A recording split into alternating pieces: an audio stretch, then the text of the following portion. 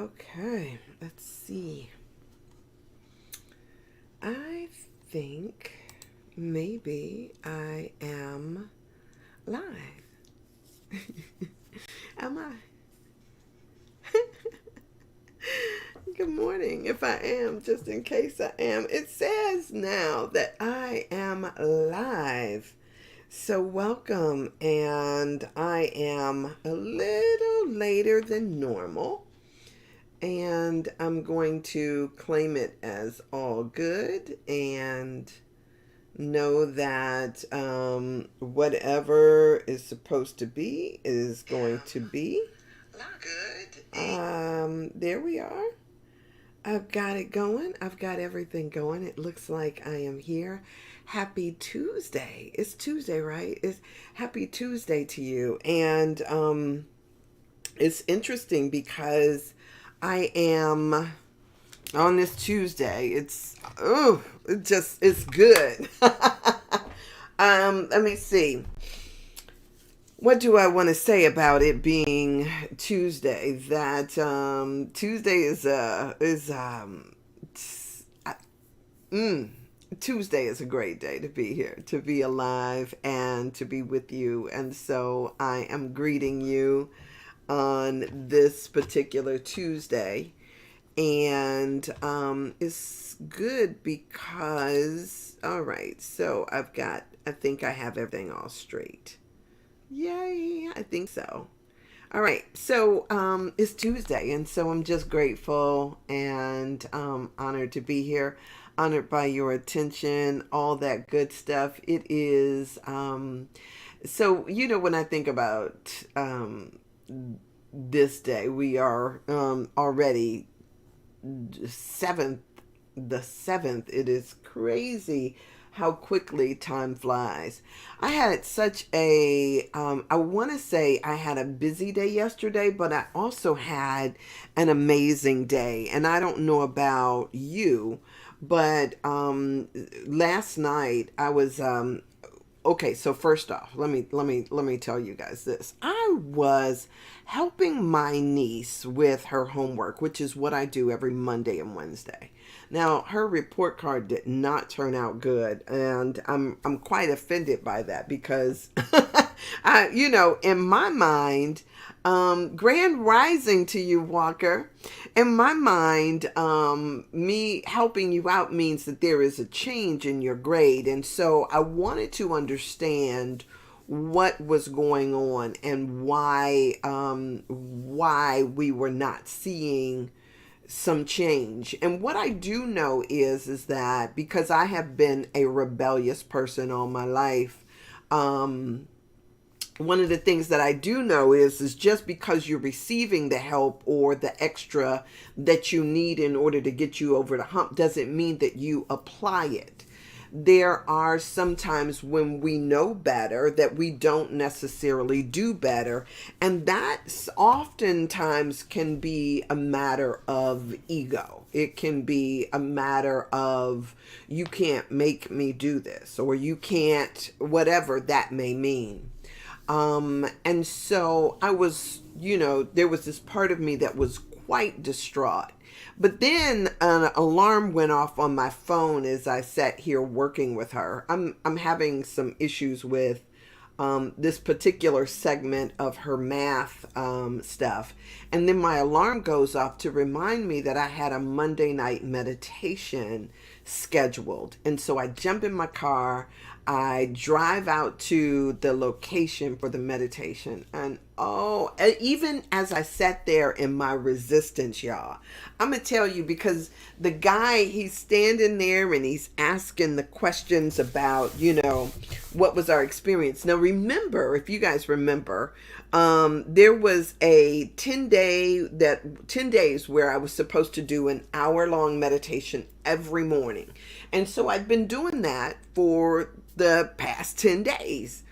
And so yesterday when I get there, I was telling them that I had been so frustrated, that I was so sick of hearing this meditation over and over again, that when I got nauseous actually. And so, we all talked about, not everybody, but, for those of us that were vocal, we talked about our experience with the meditation. But yet I did it. Yet I showed up. It was a challenge and I showed up for it. So when it came time for us to, he says, okay, we're going to do the meditation. I was like, no, I did that meditation this morning. I don't want, he was like, well, you get a twofer. And I'm thinking, no, y'all just don't know. And it's an hour long. And I was just like, I was like in my feelings about it, just coming off of my niece and then coming there. I was just like, I wanted to get up. There was a part of me, seriously, that wanted to get up and walk back out. Like I did that this morning. But instead, I'm one of those people that I can be, I believe in intuitiveness. I believe in serendipity. I believe in stuff, right? I'm a believer in stuff. So I thought to myself, well, I'm here and I already drove out here. Let me just do this. Now, here let me say this too, because sometimes the best things happen for me when I push past my resistance. I don't know about you, but I know that when I stand in opposition to things and I move beyond those things that I'm in opposition to on a mental level, for whatever reason it is, it could be I resist going to a party, and when I resisted and I went anyway, I had the best time. I get a prompting to go a particular place or do a particular thing or speak to a particular person. And when I do it anyway, it turns out to be just the biggest blessing ever. So I know that when I'm standing in resistance, especially to something like this, I was like, okay, let me just do it anyway and, go through the experience. Y'all, oh my God. My grandmother used to tell this joke, and she would tell this crazy joke. I don't know. It's a crazy joke, where this, carpet bag salesman was going around selling this stuff like, one drop will make anything grow, like an inch or something like that. This is my grandma. And she was, anything, this one drop of it would make anything grow an inch. And so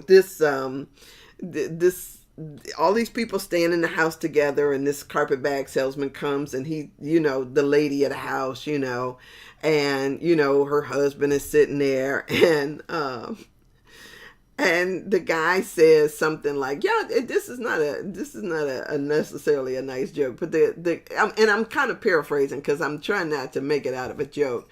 But the guy says, if you buy this, he is like, anything you put it on, make it grow an inch. Make it grow an inch. And so the grandmother gets up and say, here, give me that. This is such a stupid joke. Here, give me that. And so, she anyway, the guy in the house, grandma pushes him in there into the house, and first off, she gonna put a drop on this thing, and whatever, and she was like, and watch it grow. Anyway, the way that the joke ends up is that grandma, instead of this being the woman, the man's wife or whatever, grandma is on top of this guy, and she done poured the whole bottle off on him. And the way that my grandmother ended it was, she says, I told him to knock the roof off this house and kiss grandma goodbye. I was like, whatever. So yesterday in my meditation, I was like that. I was vibing on it, like, knock the roof off of this mug, because I'm about to levitate up out of here. I was just, that meditation, whoo, y'all, it was just a blow. I tell you, when you meditate with a group, I did it this morning again at 5:30.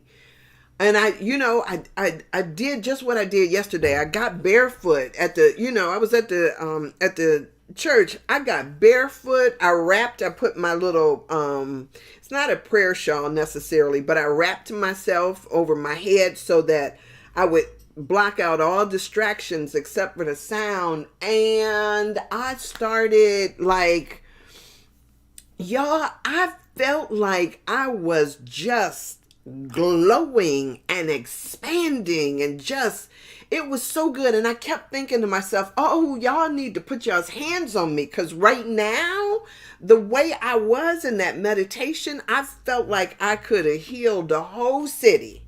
It was such an amazing meditation. Woo! And so this morning I got in here and I was thinking to myself, I'm going to get barefoot. I'm going to put my shawl on me. I'm going to do all of the stuff that I normally do. And it was just the average meditation. But to know that, that was the expanse of it, y'all, it was crazy good. So there are a lot of things that probably get people excited, right? You might get excited about the little one drop and it grows. I get excited about seeing the expanse to which, one of the things that we talk about all the time is there's the energy follows thought. And if we expand our thinking, if we change our thinking, what we get is we get what we habitually expect to get, right? And so because our bodies and we are in a habit of doing things a certain way, it's kind of like there is no challenge to it. It's just, it's kind of dead or whatever.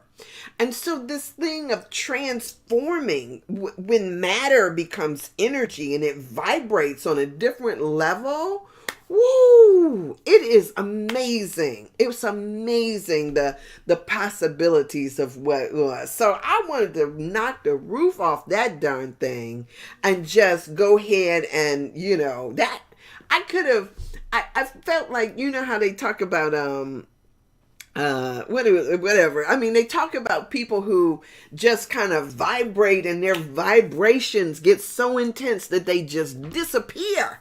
Oh my God, y'all, if I could have disappeared on them, it was so amazing and so good. So when you have something that is like that just, it's good, it's good, it's good. Y'all may not feel me. If you've never meditated with a group, you may not understand what I'm talking about. But yesterday, that was good. So I got in late last night, and I still have to circle back with my niece. But I was just so grateful for that experience. Just grateful, grateful, grateful. So now today I have a whole list of things that I get to do because I didn't get them done yesterday. So I've got and plus I have class tonight, the class that I take that's out of California. That's at 9:00. I've got yoga class that goes on. And I've got all these other things to do. Plus I need to circle back with my niece. So it's an awesome and beautiful day. And guess what? Guess who's up to the challenge for it? But here's the thing is, he starts to talk about to walk into the future that you so desire for yourself. This is all Joe Dispenza stuff. The Joe Dispenza kind of workshops and everything like that. He talks about stepping into the future that you see. And one of the things that we know is, does this look like, if the more of the same looks like your future, okay.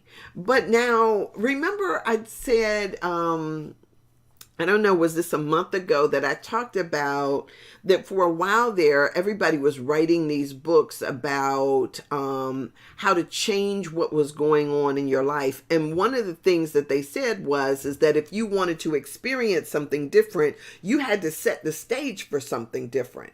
And so I was telling y'all about how over on my desk, I had this place where I had a label for, and clear off the space, right? Cleared off the space and said that it had a certain kind of printer I wanted, and I wrote down the printer and I put the thing there and cleared off the space so nothing else could, because they say that nature abhors a vacuum.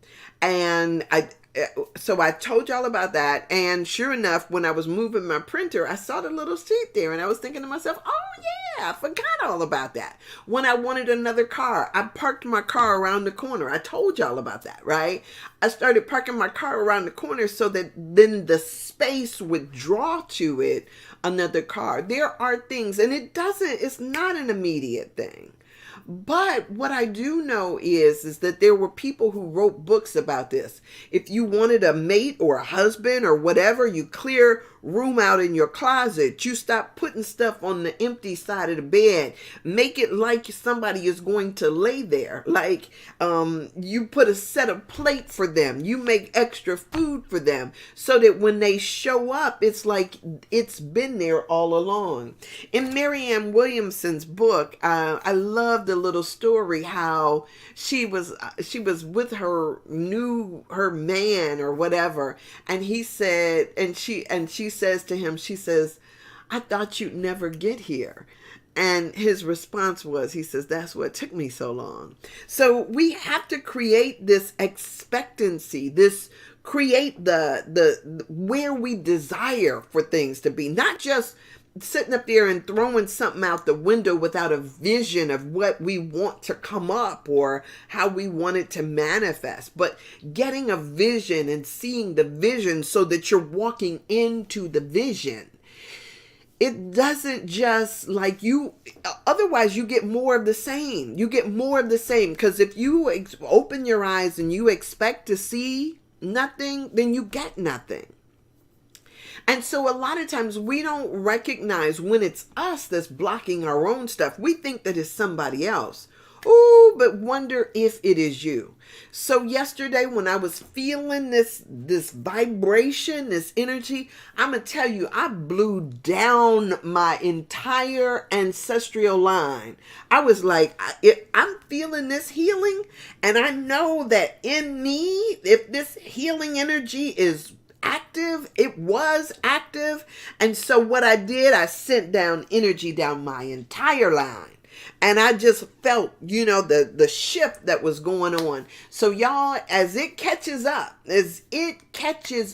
y'all gonna see it in my own stuff, in my own energy, all of that stuff. Y'all, is so good. It is so good. And to the degree that you are aware and operating and moving in that, it will be so good for you too. So that was my yesterday. And I know I don't have a meditation planned for today, but I do have yoga class today. So it's Tuesday, so we'll just see how all of that goes. I'm claiming it as good. So I hope that I hope you are claiming your day as good.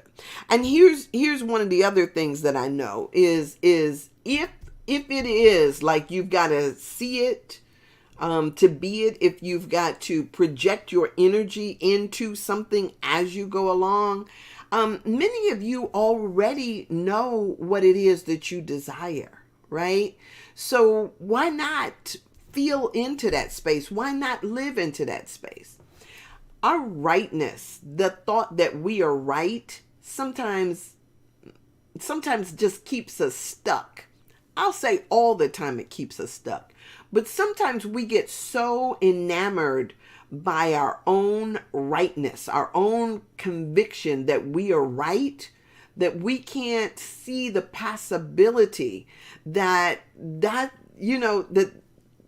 not where it is, right? What difference does it make if you're right or not?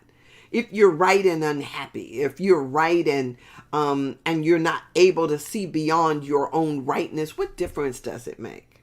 What the cost of being right? What is the cost of being right for you? And so the lesson, I want to tell you what the lesson is that I had today in my Course in Miracles, but sometimes I have such a hard time remembering what it was. And I think that I think it says that forgiveness is I forget what it says, but forgiveness allows me to see my brother clearly. Like forgiveness clears off the stuff that may cloud my ability to see. So here's the thing. If you are stuck in your rightness, right? If you're stuck with animosity, angst, anger at your parents or at anybody in your family structure, what happens is you will block your ability to love people, period. To love yourself or to love people that you want in your circumstances, because that desire to be right, it blocks everything else from coming in. So a lot of times the work that we need to do in order to heal our own wounds and our wounding, our family stuff, is what the work that we need to do to draw in the love that we desire in our lives. Now, and I'll tell you how you'll know if this is you or not, because you already said that heifer is crazy, right? You already cursed at me and said, that ain't true. That's how I know. That's how you'll know that you got some stuff to do, right? Because you reject it without even thinking, is it possible? And that's our ego. That's the game that the ego plays on us. The ego with this need to be right. And here, I don't take away from, because a lot of us got pain so deep. Y'all, I tell all my business, right? Because this is about me. This is about me trying to understand. I do this more for me than I do for anybody else. This guy was asking me the other day about, like, what's your goals for this? And it's like, shit, this is healing for me, right? It's healing for me. So if y'all get something out of it, great. If you don't, okay, cool too, right? I'm not lost nothing, because, I'm doing what I do. So, so yesterday I told y'all that in my space, I blew healing energy down my timeline. Okay. So I've also told y'all about some of this stuff in my background. We used to go literally every summer. We got into the station wagon. I don't care how raggedy our station wagon was. And we made a pilgrimage to Mississippi every summer. My dad, I told y'all, that when my aunt showed up in my meditation, I was like, I knew her, because my dad, it was always important for him that we knew who our family people were, right? Whether it was his aunts or whoever it was important that he knew that we knew them. And so we would drive down to Mississippi and we would go to these houses and we would visit, right? We didn't always go to everybody's house, but to my dad's, we had to go. So I knew my great grandmother, my father's mother was already dead. So I knew his grandfather. I knew a lot of his aunts and uncles, all of that stuff. I knew people, right? And we would go to certain people on my mother's side of the family, because my mother was always talking about there was a lot of infighting and people who were not speaking to one another. So while my mother had the ability to be outside of some of the infighting, there was still, sometimes people get some childish bullshit, right? Sometimes what people do is, well, if you talk to them, don't talk to me. Or if you're going to be talking, that kind of BS. Anyway, so, but my mother, she would take us around to different people's houses. Now, y'all, when we talk about poverty, right? I used to tell stories about my, going to my one mother's aunt. Now, they didn't have telephones. As a matter of fact, they stayed off of these roads, and as you drive down them, you see in the red clay dirt on, if it was a road there, because when we first started going there, it wasn't any road. It was just, a dirt road. And when you get there, it's, it was when I talk about, there was no door. Sometimes when they depict these things on TV, they don't show you what, it looks like, weathered wood looks like, or how a house is up on cinder blocks, on sitting off of the ground on cinder blocks, and there's dogs and chickens and stuff that run up under the house and through the house. And to see, if you've ever seen this kind of stuff, maybe what I'm talking about, but many of you have never seen this kind of, or the level to which I'm talking about. Now, sure enough, at my grandfather's house, we used the bathroom in an outhouse, but he at least stayed in a house that had rooms in there. Like, you would go from room to room, and there was doors on the house, but sometimes you went to houses that didn't have doors. And so anyway, I remember going into one of my aunt's houses on my mother's side, and the first thing we did, as kids, we would hold our nose like, oh, whoa, the smell. And my mother would hit our hands and tell us, this is your family, so to speak. And so we learned how to show up.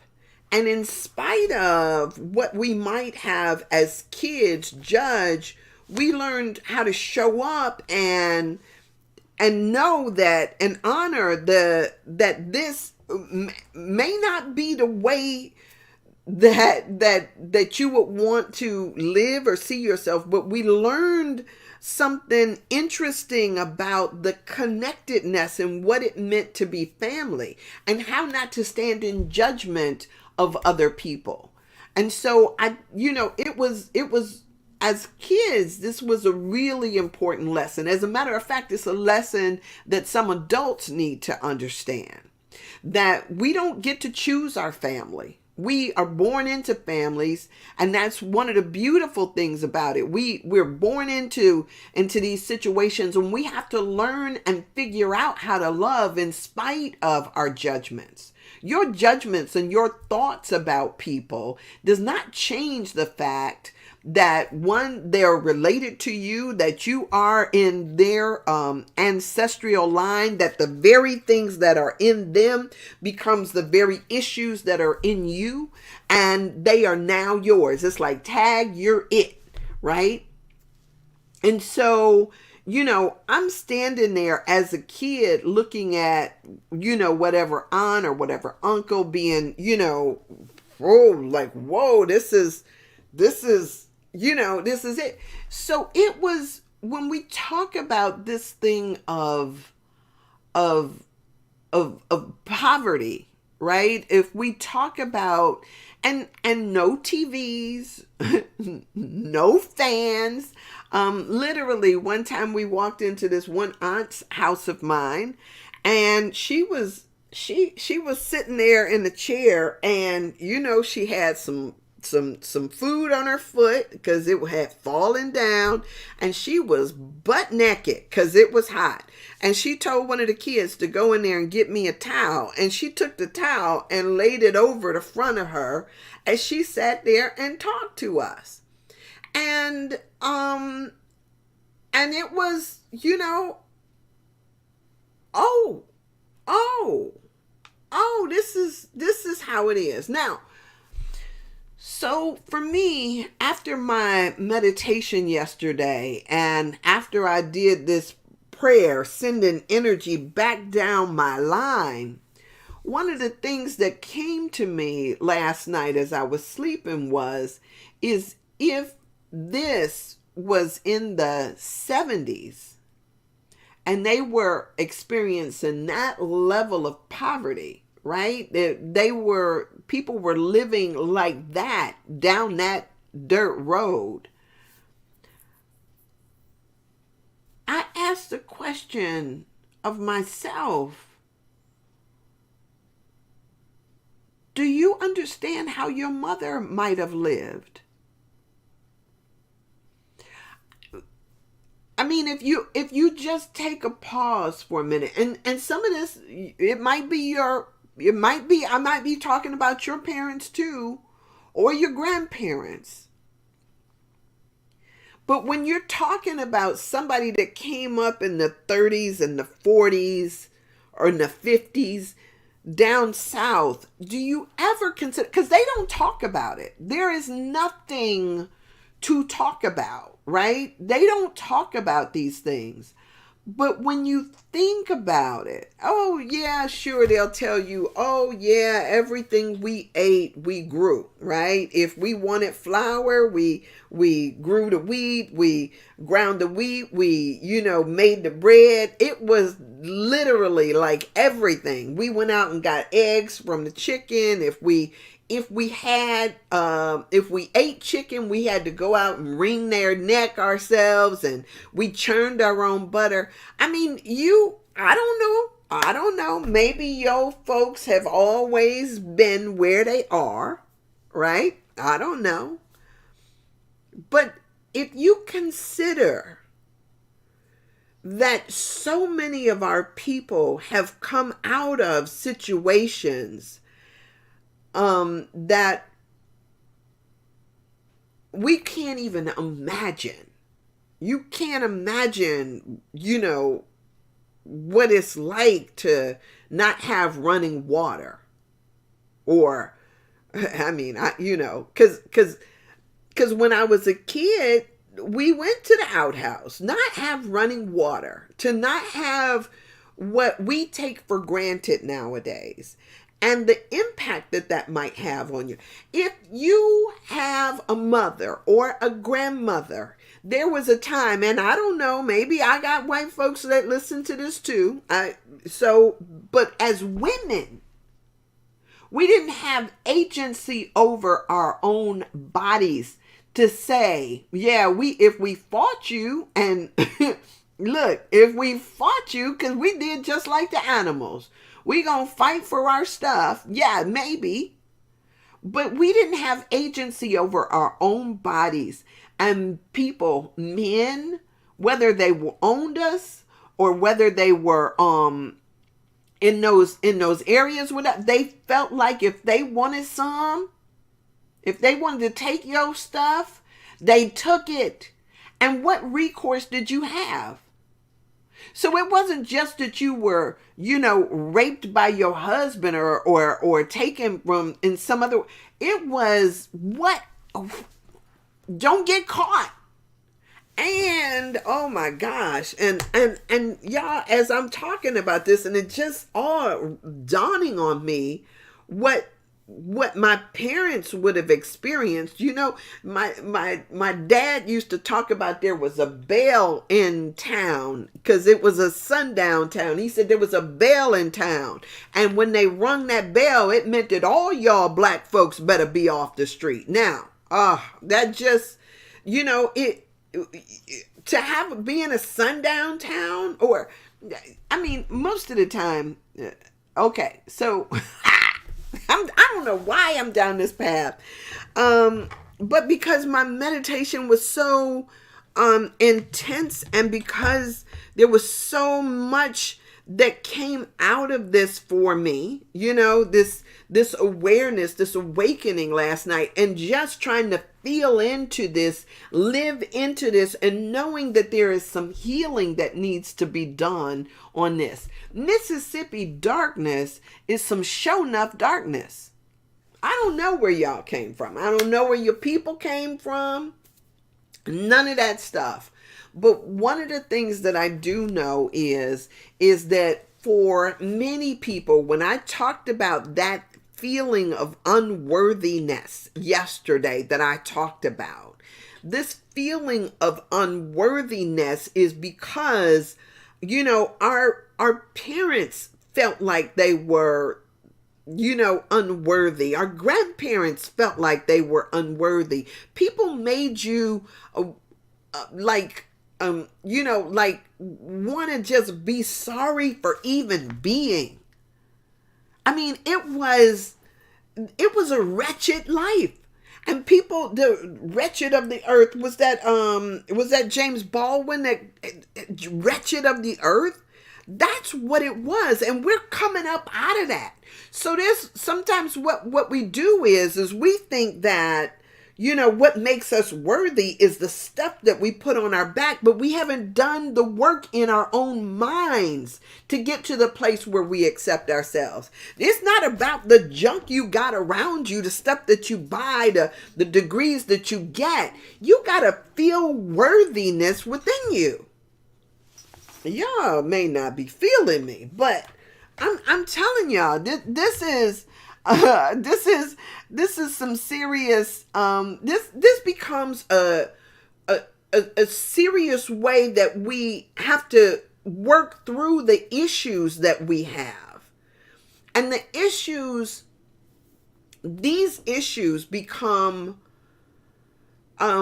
it's kind of like, I think I was talking about this yesterday. It's like the navigation system, right? You gotta figure out how to navigate through all of these, the stuff that you might run up on, because if you don't see it there, it could be the very thing that causes that hole in the hull of yourself, right? If you're looking at it from the standpoint of being of a vessel, right? It's these things that become roadblocks, and overcoming and transcending these things is what we need to do. And so, we look at the Bible and we think that the Bible is all about, these, what God wants of you. But wonder if this is just about getting to the root of you, the core of you, of really understanding who you are. Let me see this. Because my screen over here is not, and it says down here that I got 3 people that have made comments, and I can't, I don't see it. I don't see it on my screen. So, so good morning, Ruth. And I see that Ruth said good morning. And so I don't know. It says that I have some comments on there. Hey Sarika, good morning. but y'all, this becomes our work. It becomes our work. And while you may think that it doesn't have resonance, or that there is nothing that is, that to be learned from this or to be gained from it. A lot of times we walk away and we leave the past behind, so to speak. But the past, it still has life. It's still informing us on a regular basis. It's not dead and gone. It is present. It is, it's all of that. And so just to figure out what it is that, there it is. Yeah. Just to figure out what it is that we're to do, what we're to make of this, is an amazing thing. So I don't know. Let me see. I'm a switch here for a second because I know that I need to, um, yeah, I'm going to read Raymond's thing because I feel that I've got all of this, I'm feeling like I've got all of this, whew, I don't want to say I don't want to say pent up stuff because I'm not feeling pent up. I feel so grateful for how people say I wouldn't give nothing for my journey, right? I feel so grateful for the insights that I have. But at the same time, what I know is so many of us who so many of us kind of put things behind us, right? We try our best to put, because we work our way out of those things, right? Funny, I don't know if this is another funny story, but um, my mother, I, I used to hear her sometimes say that she had another guy that she was in love with. There was a guy that she loved. And so we often ask her, well, why did you choose dad over him? And she said she had, I guess, a couple of reasons. One, she said that she wanted to marry a pretty man. She wanted to marry a pretty man. My dad was really pretty. He was a pretty man. And two, she said that that man wasn't going to leave Mississippi. He wanted to stay in Mississippi. He was perfectly happy where he was. And she says, and there was no way I was going to stay there. As a matter of fact, she had dated my father and she left. She left him and went to California.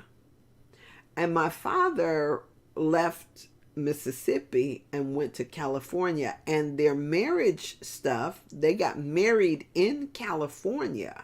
And then from California, moved back across country to Ohio.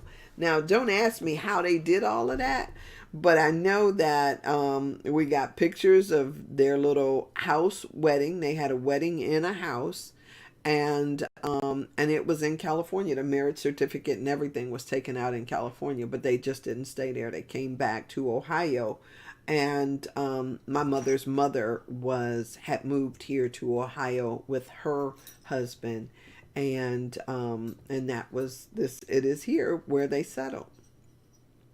So she was just like, I'm not staying there.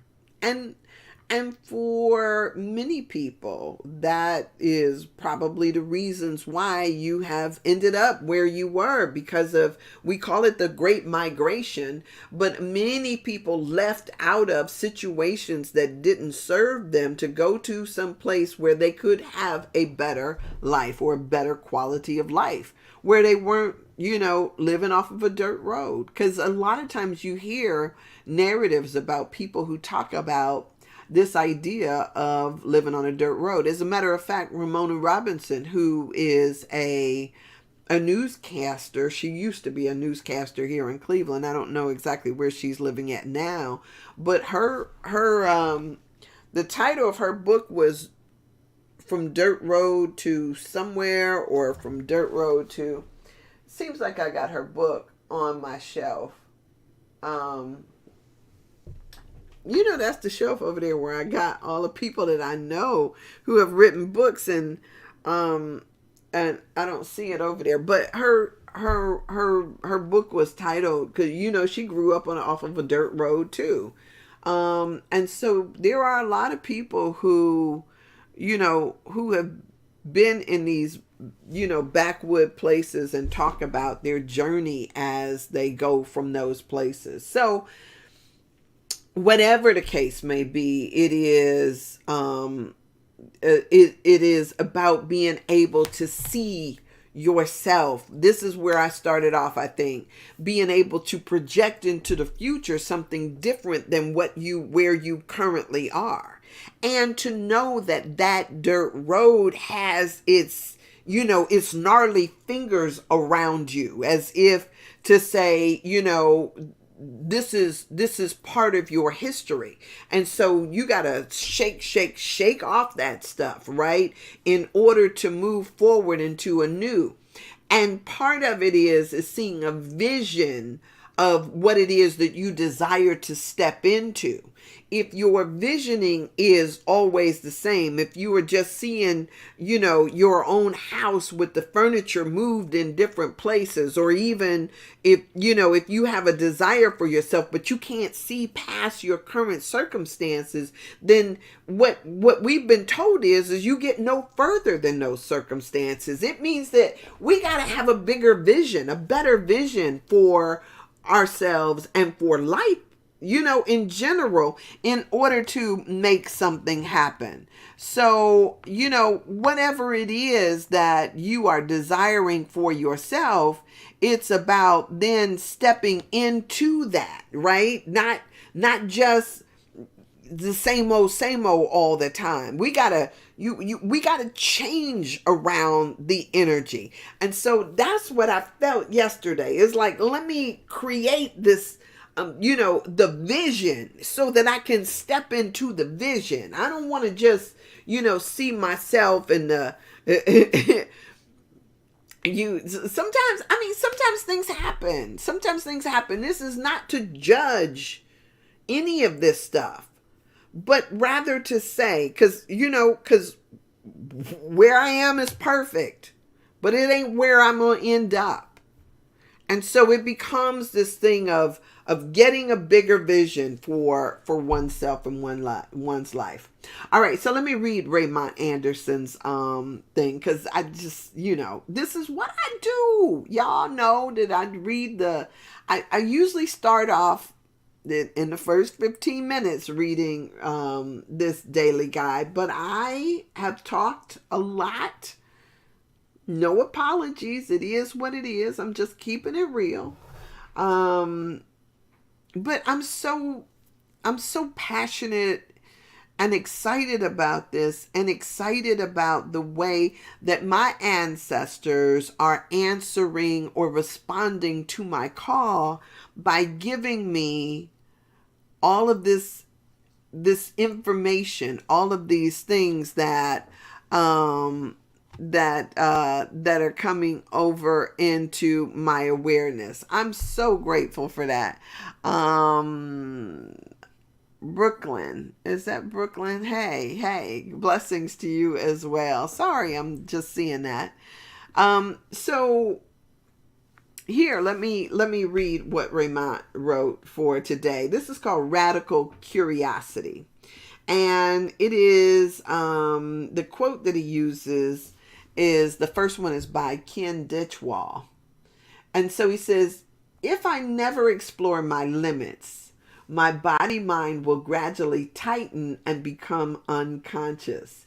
If I regularly explore my limits in a caring and adventuresome fashion, I will expand and grow in a vital fashion. This is so good. The way this is so synchronistic, isn't it?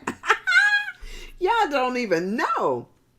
So from Ernest Holmes' Can We Talk to God? He says, the quote that is taken here, the secret of spiritual power is a consciousness of one's union with the whole and the availability of good. We are one with the universal creativeness, which is the God of theology, the spirit of mysticism, the reality of philosophy, and the principle of science. God is accessible to all people. All right, so here is what Raymond wrote. Reverend Raymond Anderson, bless his heart. In his book, Radical Curiosity, Ken Ditchwall had a chapter entitled Breathe, Learn, Teach, Repeat. Breathe, Learn, Teach, Repeat. He begins with a quote from Eckhart Tolle. Be willing to be a beginner every single morning. If we live a radically curious life, we will not be satisfied with limitations and part answers to life's most meaningful questions. Like the child not satisfied with the response from some adults who say, "Because I said so." The radically curious person will seek deeper truths and answers. This is, after all, what it means to be a mystic. In The Aspiring Mystic, Carl McColman writes, "A mystic is a person who explores the spiritual mysteries of life. A mystic seeks to break free from the limitations of thought, feeling, and perceptions that have been imposed upon us by the ordinary, everyday, work to survive world we live in, breaking free in order to encounter and experience a higher, deeper, eternal truth." Radical curiosity gives us the tools and practices to break free, to not only emancipate ourselves from the non-life affirming, oh goodness. Y'all won't believe that I must have had this thing open so long that it just went dark in the middle of my reading it. Radical curiosity gives us the tools and practices to break free, to not only emancipate ourselves from the non-life affirming collective consciousness, but to transform the collective. As Holmes states in What We Believe the ultimate goal of life to be the complete freedom of all discord of every nature, and that this goal is sure to be gained by all. This is the belief that we breathe, learn, teach, and repeat, because none of us are truly free until all of us are free. Amen to that. The affirmation that he uses with this is I practice radical curiosity. I ask questions of myself and others because I know the answers are inherent in the questions. So good. All right. So, but it's amazing how these things, like sometimes when because I don't pick this up before I come in here to y'all, and then I start talking without necessarily knowing what I'm going to talk about, and then all of a sudden it helps me to come full circle on what I've been talking about. And so I love how the synchronistic way that things come together. I don't know what your dreams were last night. I don't know what you deal with, struggle with, if this is your story, if you have ever been curious about your story or your parents' story. Sometimes we don't even know. We have expectations out of our own parents that,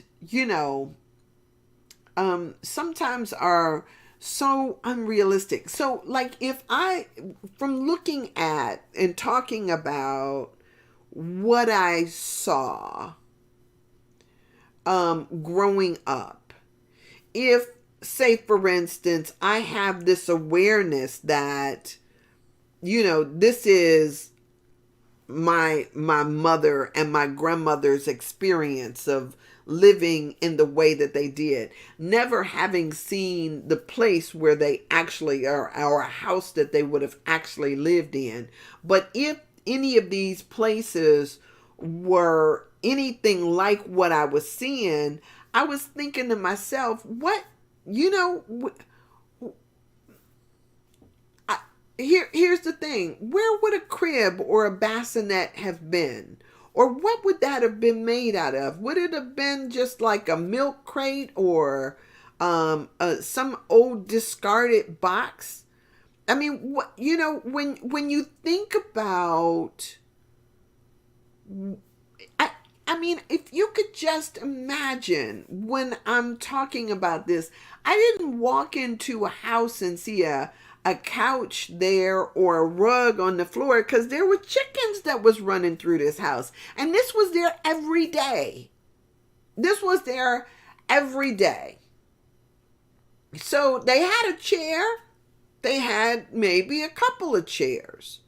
But they didn't have furnishings and curtains at the window like you might see. They didn't have fans or TVs or any of the stuff that, that we might think makes a house a home. So where do you lay a baby? Where do you, how do you care for it? And so when you think about where your parents may have slept as they were children, what images comes to your mind? Do you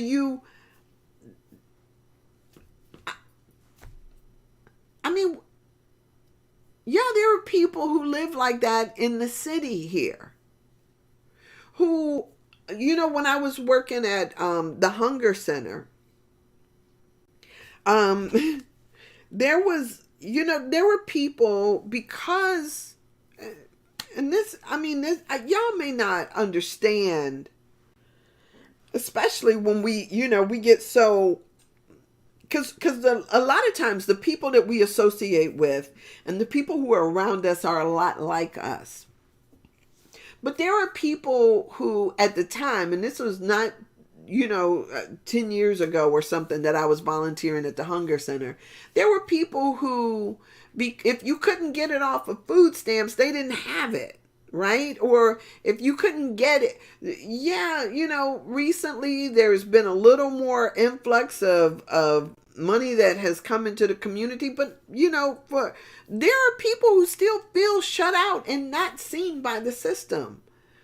And so and then the system, because of the way that the system works, it has all of these extras to it. You got to have this, you got to have an ID. An ID costs money, right? You got to have a lot of times you got to have, there are things that inhibit their ability to take part in the basic things that you and I might take for granted. I've seen people who show up to the Hunger Center that didn't have a decent coat, who, threw a blanket over them just so that they can come up there and try to get some food, only to be, you don't have an ID. Why don't you have an ID? Because IDs are not free, right? And so if you couldn't get it on food stamps, they didn't have it. And sometimes they didn't have food stamps because they didn't have an ID. And so it becomes this system that just kind of squeezes them out. Y'all may not understand this, but I from working in the kind of arenas that I have, I at least know that it's there. So, going to a person's house, people don't have toilet paper because toilet paper costs money. People who sometimes they don't have running water in the house because whatever the case may be. I had some people come to my church when I was over there on Buckeye. They came to the church and they didn't have running water in their house. And they said it was because they moved into this house.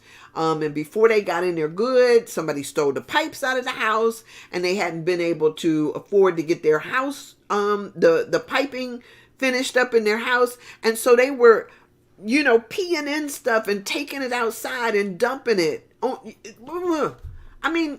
this was in Cleveland Heights over there, right outside of East Cleveland, but it's over there in Cleveland Heights. It was real, y'all. And people who, because they can't get light bulbs on food stamps, they go and they got a light bulb in this room and they unscrew it and they take it into the other room so they can sit in that room. Yeah, the struggle out here. But here's the thing, because I ask a lot of times I hate when people ask kids, well, what do you want to be when you grow up? That's such a, sometimes it's an annoying question, but it's a vision that we're trying to get. We have to have a vision for where we want to go. Because if we can't get a vision, if we can't see something, how do we even know which direction to go in? Where's the North Star? If we don't even know that we want to go north, what do we look for? What do we go opposite? If I'm trying to go south, do I just always make sure that it's at my back? I mean, you've got to have an image. You got to have a picture. You got to have a desire in order to step into it. What do you want it to be like? I ran into this friend who I've known off and on, whatever, and ran into him at Heinen's the other day. And he starts telling me about how, he says, what did he tell me? He was like, he still wasn't married, wasn't in a relationship because he wouldn't marry anybody who knew a word other than yes. And I thought, oh my God, how little,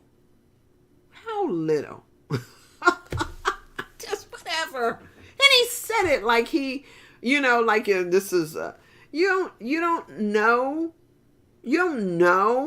when that sounds like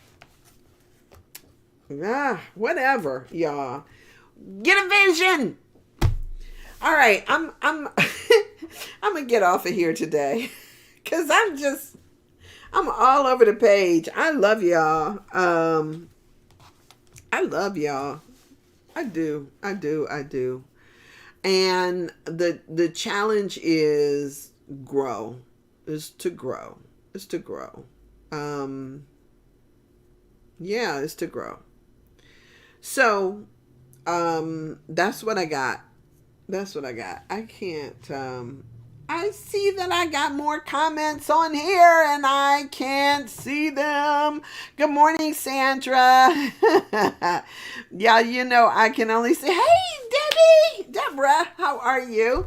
I don't know if you're even still watching or not, but sometimes it's like the challenge because I don't know this new software that I'm trying. I know my mouth and all of my stuff is not moving at the same time, but it does allow me to broadcast in two separate places at the same time. So I'm just dealing with it, and I got to figure out how to work it out as I go. But y'all, I just want you to, and sometimes we don't understand our own parents because we've never considered what their childhood was like, right? We don't ever consider what they may have been going through. And sometimes it is to sit in that space and to send them love, because sometimes it is for want of that development sometimes is stunted. Is for want of that we have problems with connecting, with holding, or giving the love that we were never shown or we didn't receive. So if you can imagine that, that your parents might not have had what you had, right? And that could have influenced or impacted the ways in which they were able or unable to connect with you. If you could just kind of sit in that awareness, it sometimes allows us to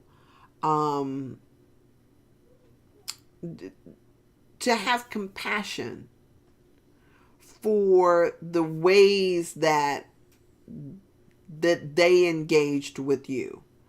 They likely got mad at you a lot because you don't appreciate what you have. They get mad at you for the simple things. They punished you.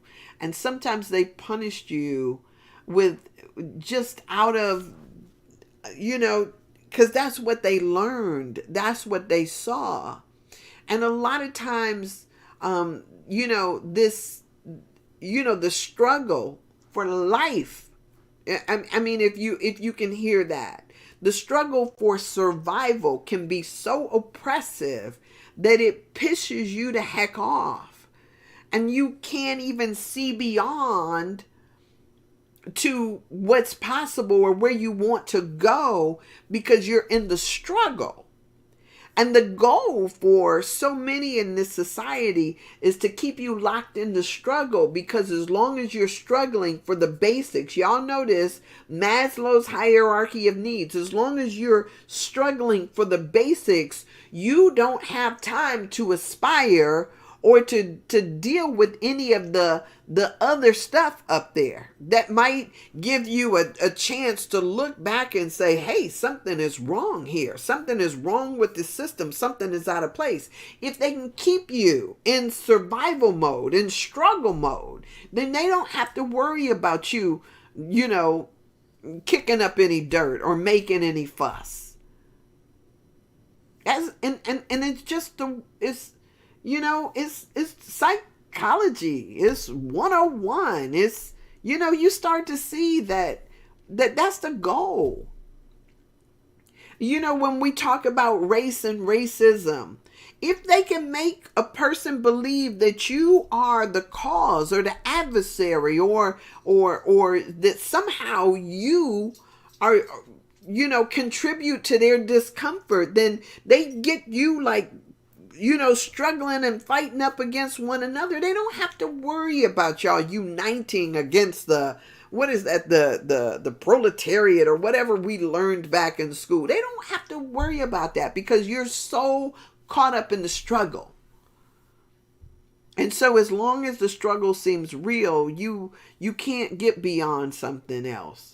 So sometimes what it is black folks struggling against black folks, people struggling against their family members, or, you struggling against your parents. And as long as you're in that struggle, you can't look up. Sometimes we just got to drop it and say, you know what? I'm not fighting you. You're not my enemy. That's why forgiveness helps us to see. Forgiveness is the only thing that helps us to see our brothers as they truly are, our parents as they truly are. You got to forgive some stuff. It's a daily thing. As a matter of fact, and once you start doing it on a regular basis, then you'll see that, people just being people ain't nothing it ain't even about you. It ain't about me. They just doing what they do. And we gotta love them through it. Love them anyway. That's what I got, y'all. Yeah. So peace and grace and peace and grace and love and blessings to you too, Walker. Thank y'all for being here. This is, I try to dip down deep into my well and bring up something that is worthy of conversation, worthy of your attention. I never know what that's going to be. I'm just prayerful that it comes, and it does. My well is deep. It's deep and it's good. So thank you for this. Have an amazing Tuesday. If you are, subscribe, follow, like, share, any of that stuff. Thank you for being here. Blessings to you. I do have a lot of stuff to do, and I am so grateful that I get to do it. Because, I could be on a dirt road somewhere. So I'm grateful to my parents, too, for having a vision of what is possible. And let us all, get a vision if you don't have one. And let's step into that. All right? So blessings to you. Much love. I'll see y'all. What is it? I'll see y'all tomorrow, Hump Day Wednesday, God willing. And have an amazing day. And eat something wonderful. I wonder what you cooking today. All right, y'all. Blessings.